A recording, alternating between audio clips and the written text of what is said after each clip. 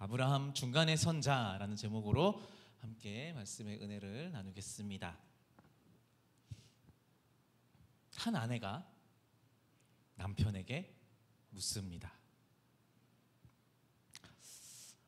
여보, 세상에서 가장 예쁜 여자와 1억 받고 살기,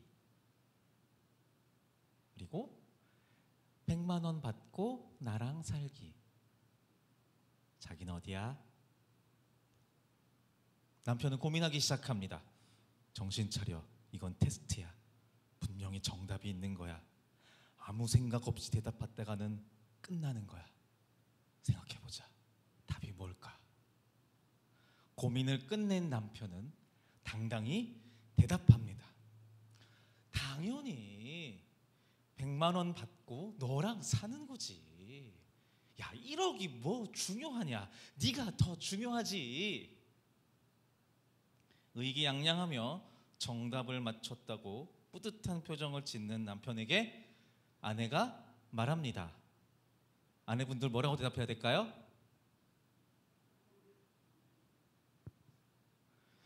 아, 세상에서 제일 예쁜 여자가 내가 아니구나.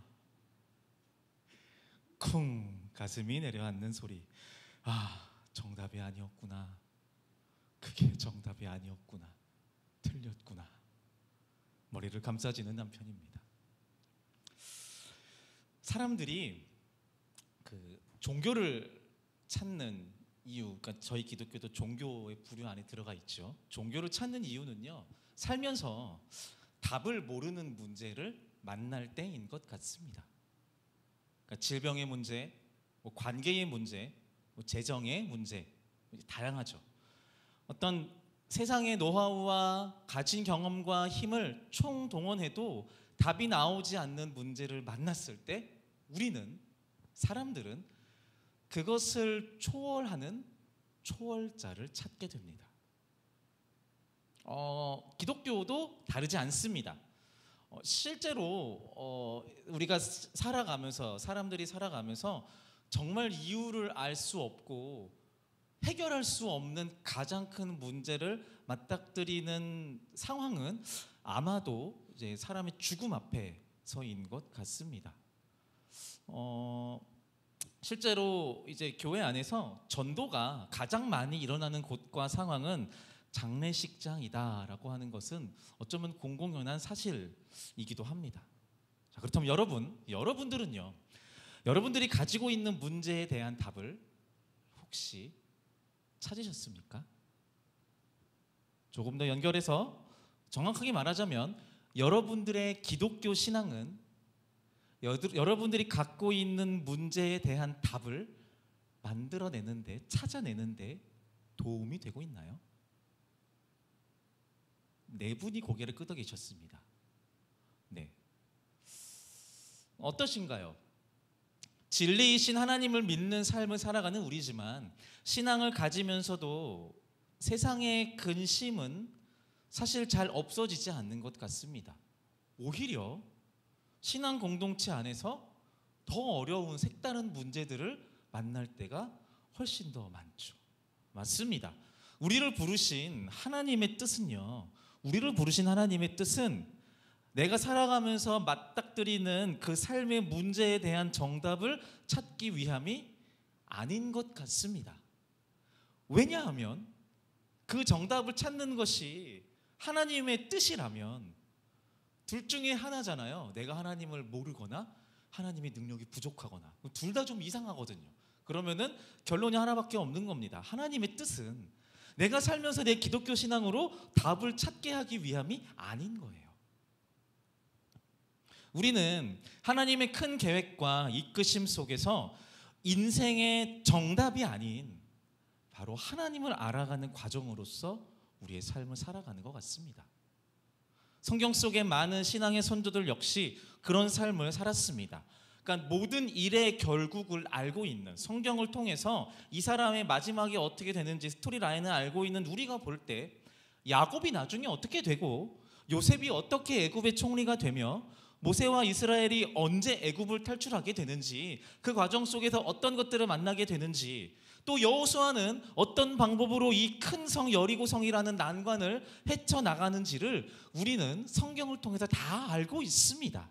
하지만 그 시간 속, 그 역사 속에 야곱과 요셉, 모세와 여호수아는 아마도 도대체 이 삶의 문제는 언제 끝내는 거야? 라는 근심을 가지고 그 시간을 보냈을 겁니다. 그런데 놀라운 것은 하나님은요, 그렇게 정답을 찾아서 치열하게 사는 그 하나님의 사람들의 삶의 방향을 가르쳐 주시는 분이라는 거예요. 조금 이상하죠?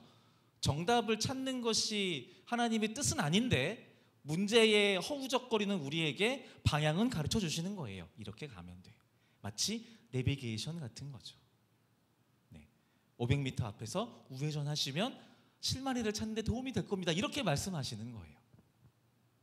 때로는 먼저 가시고 때로는 뒤에서 미시면서 가끔은 우리를 붙잡아서 올바른 곳을 향해서 가도록 인도하신다라는 겁니다. 그리고 그러한 하나님의 이끄심, 방향을 설정해 주시는 그 하나님의 말씀에 순종하기 위해서 발휘해야 하는 것이 바로 우리의 신앙입니다. 되게 중요해요. 이 부분은요. 하나님은 당신의 백성인 모든 자들 한 명도 빠짐없이 말씀으로 모든 모양으로 바른 길로 갈 수 있도록 이끄십니다. 중요한 것은 우리가 그 이끄심을 캐치하느냐 못하느냐입니다. 이것을 붙잡으려면 신앙이 있어야 됩니다. 이것을 붙잡으려면 신앙이 발휘되어야 하는 것입니다. 오늘 하나님이 이 아브라함을 향해서 가르치시는 어쩌면 정말로 인생의 정답과 같은 가치가 무엇인지를 함께 나눌 텐데요. 오늘의 이야기가 어떤 먼 역사 또는 나와 어떤 상관없는 대단한 사람의 이야기, 아브라함 알지 대단해, 이 정도로 넘기지 마시고요. 나도 그처럼 삶의 진짜 답을 찾아 살아가는 그런 결단이 저와 여러분들에게 있기를 소망합니다.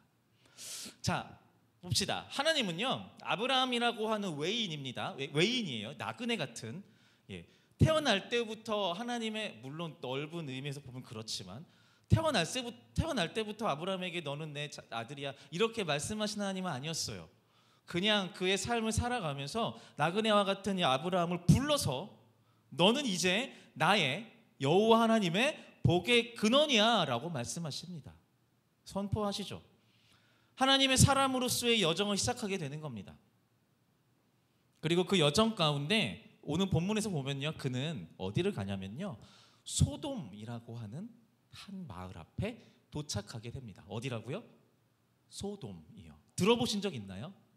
하나가 뒤에 또 이어서 나오죠. 보통 소돔과 고모라. 잘 아시네요. 좋습니다. 이 정보가 있으면 도움이 됩니다.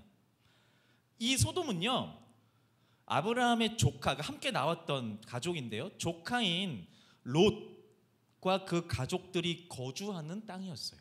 마을이었습니다. 거기는 아주 비옥하고 기름진 땅이었어요. 그리고 이어서 그 소돔 땅에 도착한 아브라함을 향해서 하나님의 약속의 선포가 나옵니다. 근데 사실 이 약속은요, 아브라함을 향한 하나님의 제법 반복적인 약속이었어요. 계속 말씀해 주시는 약속이요. 오늘의 본문 말씀이거든요. 우리 같이 한번 18절 19절 다시 한번 읽어보겠습니다. 시작. 아브라함은 강대한 나라가 되고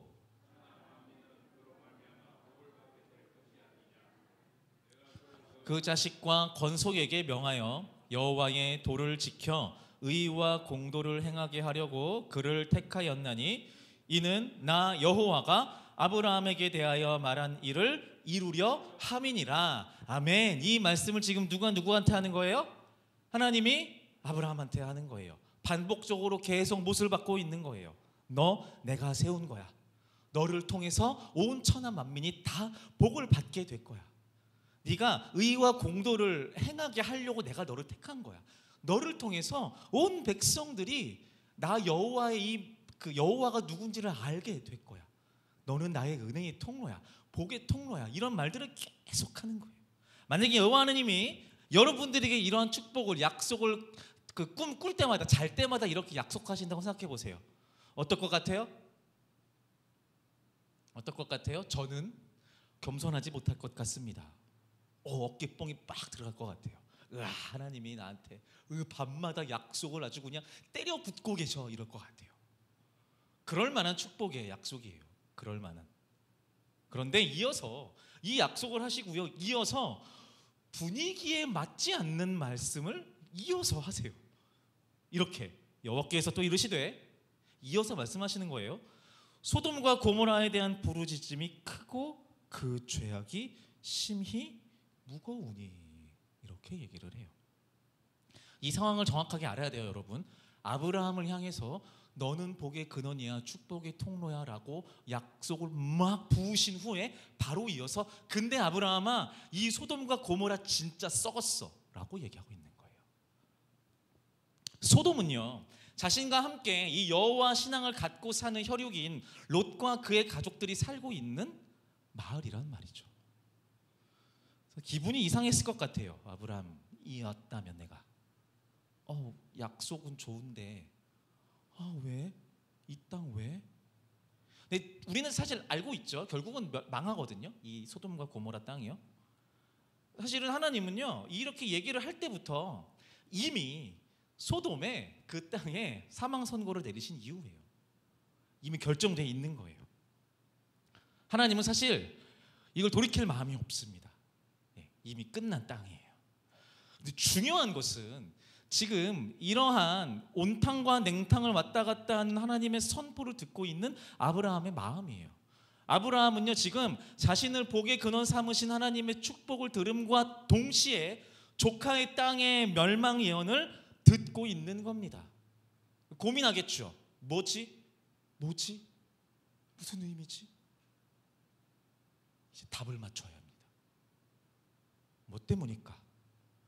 이 이상한 대화의 목적이 뭘까? 내가 어떻게 해야 되지? 뭐라고 대답해야 되지? 조카의 터전이지만 하나님을 향한 믿음을 저버리고 죄악이 가득한 땅, 하나님은 그곳에 멸망을 선포하시는 거예요. 아무리 조카이지만 정의의 하나님의 복된 사람으로 택함받은 아브라함이란 말이죠. 그러면 우리가 그냥 볼 때에도 답은 나와 있습니다. 아브라함은 어떻게 대답해야 될까요? 생각해야 될 정답이 뭘까요? 아마 이런 거겠죠. 네, 주님의 뜻대로 될 것입니다. 하나님은 의로우시니 이 죄악 가득한 소돔 땅은 멸망해야겠지요 라고 대답해야 될 겁니다. 이게 정답 같거든요. 근데 아브라함이 그렇게 대답했나요? 아닙니다. 23절에 아브라함은 이렇게 얘기해요. 아브라함이 가까이 나아가 이르되 주께서 의인을 악인과 함께 멸하려 하시나이까? 라고 되묻습니다. 이게 아브라함이 내린 답변이에요. 잘 알고 있는 이야기죠. 근데 이게 좀 보면요, 상황들을 좀 보면요, 이게 되게 용기가 가상한 답변이에요. 아브라함은요, 지금 여호와 하나님이 판단하여 멸망시키로 결정한 그곳에 의인이 있을 건데 그들도 같이 죽일 건가요? 라고 따지고 있는 거예요. 저는 이 구절을 좀 보면서 좀 그림이, 이미지가 좀 그려졌는데요. 아브라함이 여호와 하나님의 앞을 가로막고 서 있는 이런 이미지가 좀 그려졌어요. 가로막은 거죠. 하나님의 행하실 일을 지금 중단시키려고 하는 거예요. 아브라함이요. 감히 하나님의 뜻을 거역해? 아까 말씀드렸죠. 하나님은 지금 당신의 믿음의 족속의 조상이자 아버지인 아브라함의 삶에 질문을 던지고 있는 거예요. 아브라함은 지금 답을 찾아야 하는 거고요. 이 질문, 농탕과 냉탕, 축복과 멸망, 이 왔다 갔다 하는 그 여호와 하나님의 이 질문에 아브라함이 지금 답을 찾아야 하는 건데요. 답을 찾은 아브라함의 그 답은 뭐였죠?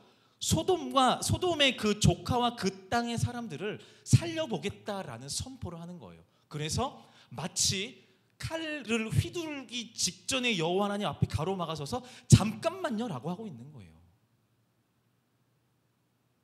아직 하지 마세요 라고 가로막고 있는 거예요. 이게 아브라함이 찾은 정답이란 말이죠. 사망 선고를 내린 온 열방의 재판장이신 하나님 앞에 이렇게 다 죽이지 말라고 막아서는 겁니다. 내가 어떻게든 해볼 테니 조금 기다려보세요 라고 하고 있는 겁니다. 이게 아브라함의 답이에요.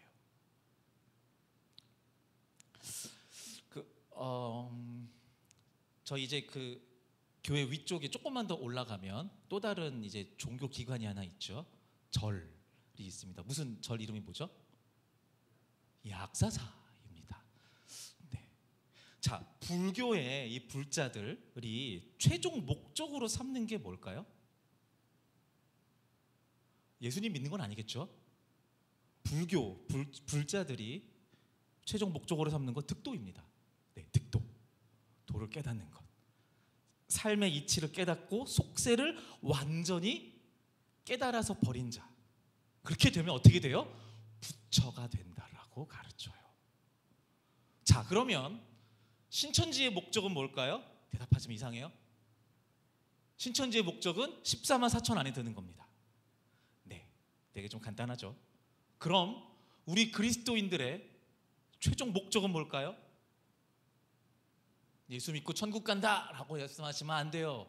얼마 전에 우리가 말씀을 들었잖아요. 네, 이것은 하나의 선물일 뿐 우리의 목적이 되어서는 안 됩니다. 그리스도인의 목적은요, 창조주 되신 하나님을 알고 그를 기뻐하는 겁니다. 다시 한번, 그리스도인의 목적은요, 창조주 되신 하나님을 알고 그를 기뻐하는 겁니다. 자, 지금 오늘 본문의 이야기를 하고 있는 이 아브라함은요, 하나님께서 부르시기 전에 우상 숭배 집안에서 자라난 노년 중에 한 사람일 뿐이에요. 그저 나와 내 가족이 번성하고 잘 먹고 잘 사는 것이 목적이었던 사람이 지금 하나님을 만나고 그의 삶의 가치를 바꾼 거란 말이죠. 그리고 오늘의 이 결정, 이 소돔과 고모라 땅 앞에서 하나님 앞에 답변을 내리는 이 결정이 그가 바꾼 가치관이 어떤 방향인지를 분명하게 말하고 있는 거예요. 여호와 하나님을 아는 사람으로서, 여호와 하나님을 기쁘게 해드리는 삶의 목적을 갖고 있는 사람으로서 무엇을 향해 살아야 하는지를 아브라함은 지금 이 분명한 답변으로, 하나님 앞에 가로막은 이 답변으로 자신의 삶의 방향성이 무엇인지를 하나님께 말하고 있는 거예요. 네, 아브라함은 지금 사람을 향하고 있습니다. 아브라함은 지금 사람을 향하고 있습니다. 사람을 향하여 긍휼과 사랑의 마음을 포기하지 않고 붙잡고 있는 겁니다. 그리고 그 사람을 포기하지 못해서 감히 하나님 앞에 가로막고 서 있는 겁니다. 이 사람들 죽이면 안 돼요. 의인이 있을 수 있잖아요. 잠깐만요. 안 돼요. 제가 이 사람들 앞에 찾아낼 테니까 잠깐 그 징벌 그거 잠깐 멈추세요. 칼 내려놓으세요 하나님이라고 하고 있는 거예요. 왜요? 이 사람들 살려보겠다고요. 아브라함의 시선은 지금 사람한테 가 있어요. 여기까지 말하면 아브라함 인본주의네 라고 할 수도 있을 것 같아요. 그런데 하나님을 중심 삼은 신자가 하나님이 무엇을 바라는지를 알아야 하는 것은 당연하겠죠. 하나님은 아브라함을 복의 근원으로 불렀다고 말씀드렸어요. 그를 통해서 복이 흘러가고 넘쳐나고 전해져야 합니다. 그를 통해 번져나갈 복은 세상의 부귀영화처럼 신구루처럼 사라지는 것이면 안 돼요. 방향도 정체도 모른 채 맹신하는 종교의 교주가 되어서도 안 됩니다. 그를 부른 하나님이 누군지를 알고 그를 부른 하나님의 가치가 무엇인지를 아브라함은 알아야 해요. 네, 하나님은요 지금 복의 근원 아브라함을 가르치기 위해서 그에게 복의 선포와 동시에 소돔의 멸망 예언을 함께 말하고 있는 거예요. 이 상황 속에서 아브라함을 향해서 아브라함아, 네가 정말 나의 복의 근원 백성이라면 지금 나의 이 질문에 어떻게 답할 거니라고 묻고 있는 거예요. 아브라함은 인본주의의 사람이 아니었어요. 철저히 하나님 중심의 하나님의 백성이었단 말이에요. 하나님을 바라본 아브라함이 그렇게 75세까지 우상숭배 집안에서 자라왔던 아브라함이 하나님을 만나서 하나님의 약속을 듣고 하나님의 이끄심들을 몇십 년 동안 경험해 보았더니 알게 된 거예요. 하나님이 어떤 하나님인지를요. 그런데 지금 소돔 땅 앞에 데리고 와서 자기를 테스트하고 있거든요. 너는 복의 근원이야. 근데 내가 여기 다 멸망시켜버릴 거야 라고 이 두 가지를 동시에 얘기하고 있는 거예요. 아브라함이 딱 봤을 때 하나님을 바라보았더니 하나님의 이 질문은 분명히 자기를 향한 테스트야. 어떤 테스트냐면 복의 근원인 아브라함아, 나의 믿음의 조상 삼을 아브라함아, 내 마음이 어디 있게? 라고 묻고 있는 거예요. 아브라함이 보니까 하나님의 마음은 사람한테 가 있어요. 하나님의 마음은 한 사람에게 가 있는 거예요. 그거 아니면 설명할 길이 없는 거죠. 되게 웃기지만 하나님이 직접 그곳에 있는 생명들을 다 멸할 거야 라고 멸망 선포를 하나님 앞에 서서 하나님 왜 당신이 사랑하는 백성을 죽이려 하세요? 잠깐만요 라고 해서 막아서고 있는 거예요. 아브라함이 인본주의의 사람인가요? 아니요. 하나님이 인본주의의 하나님임을 아브라함은 알았던 거예요. 사람에게 주목하는 하나님을, 한 사람의 생명을 귀하게 여기시는 하나님을 아브라함은 알았던 거예요. 그래서 하나님의 의를 위해 하나님 앞을 가로막은 거죠.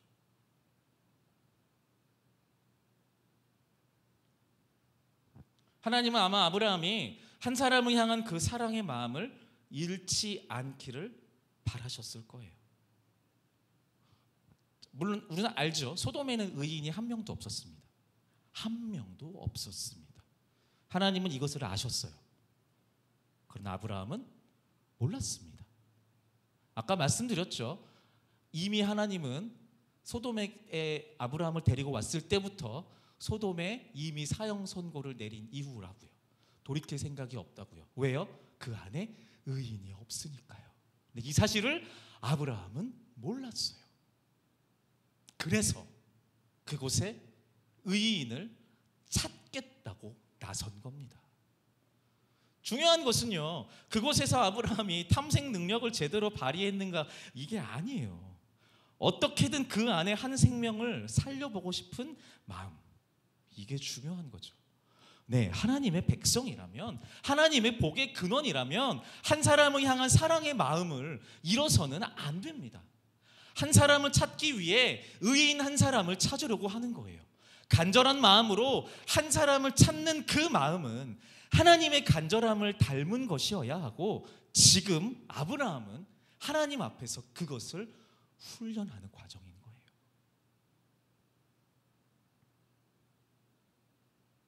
적절한 정답을 찾은 거죠. 자, 그러면 시선을 치아를 조금 넓혀보면 이제 한 명이 더 보여야 돼요. 아브라함의 조카 롯, 그리고 그의 가족 역시 하나님의 복으로 부름받은 백성이에요. 그러니까 따라 나왔죠.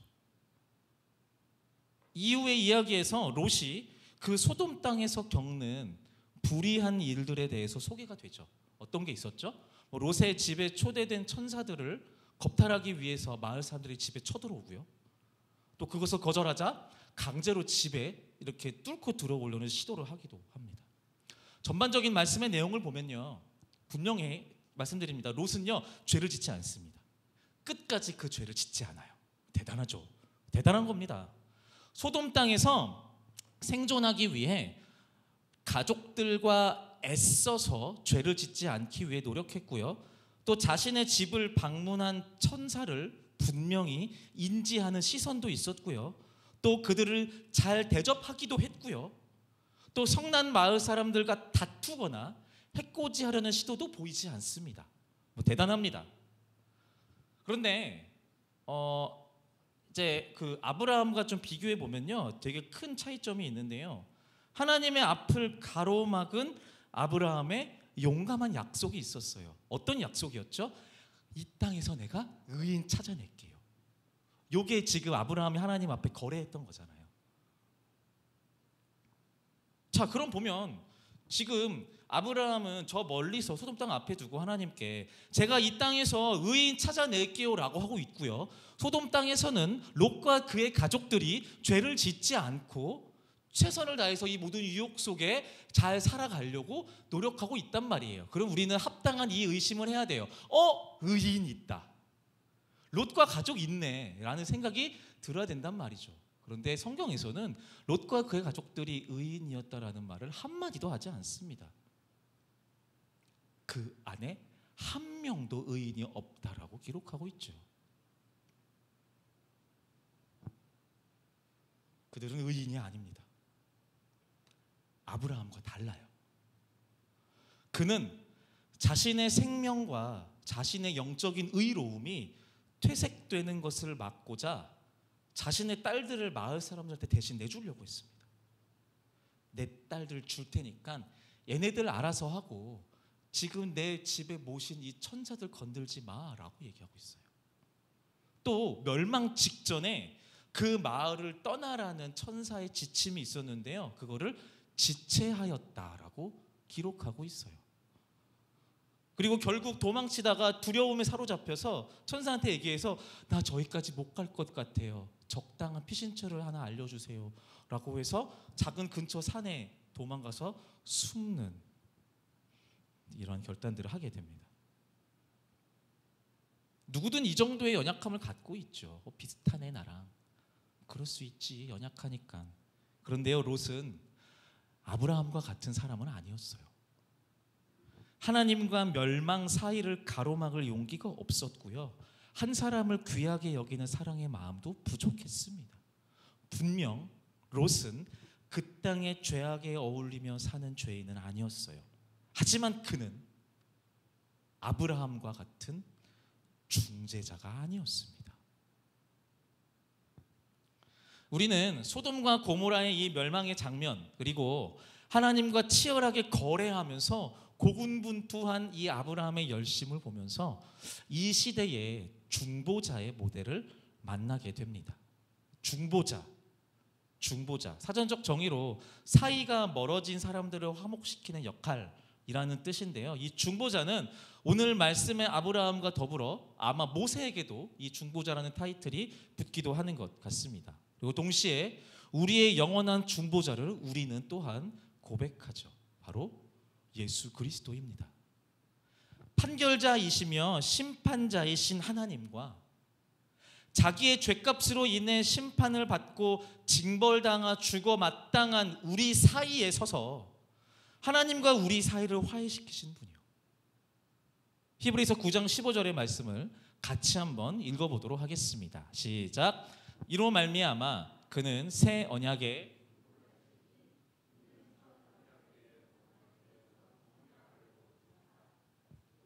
입은 자로 하여금 영원한 기업의 약속을 얻게 하려 하심이라. 우리가 범한 죄를 속량, 그러니까 사해 주시기 위해 죽으신 분이 바로 예수 그리스도라고 말하고 있는 거죠. 그리고 이러한 독생자 예수의 순종은 담을 허무시는 중보자의 사역의 완성이라고 성경은 말하고 있습니다. 에베소서 2장 14절에 그는 우리의 화평이신지라 둘로 하나를 만드사 원수된 것 곧 중간에 막힌 담을 자기 육체로 허시고, 이렇게 기록하고 있죠. 질문을 던지신 하나님 앞에 가장 완전한 답을 내린 분, 복의 근원이자 구원자 중보자로서의 사역을 생명을 던져서 완성한 분. 네, 구약의 이 아브라함은요, 어쩌면 신약의 예수 그리스도의 중보자로서의 사역의 상징, 시초라고도 볼 수 있는 겁니다. 이제 말씀을 마무리하겠습니다. 금요 기도에 나오시는 분들은 이제 다 아실 것 같습니다. 영신교회, 저희 영신교회의 금요 기도회는 그저 자신의 기도 제목을 가지고 하나님 앞에 씨름하는 시간 정도는 아닌 것 같습니다.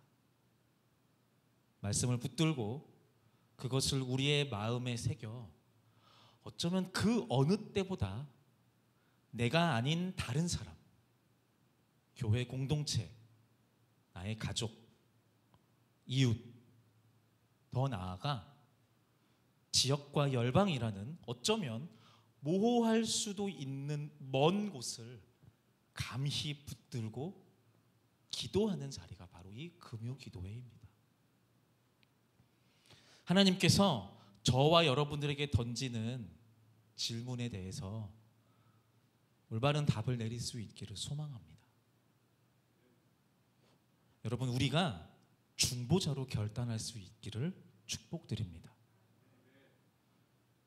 우리가 믿고 따르며 고백하는 예수 그리스도의 중보자로서의 그 사명이 우리의 것이 되게 해달라고 기도하시기 바랍니다.